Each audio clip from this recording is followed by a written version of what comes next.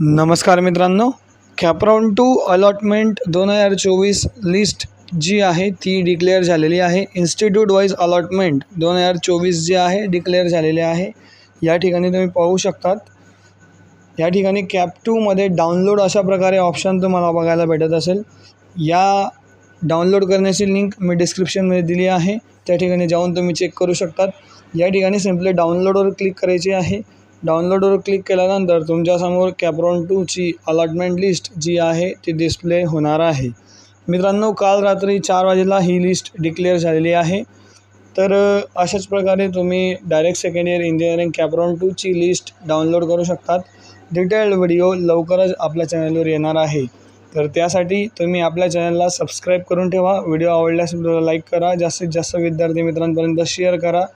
तर मित्रांनो, भेटूया एका नवीन व्हिडिओसोबत। तोपर्यंत धन्यवाद। Thank you so much.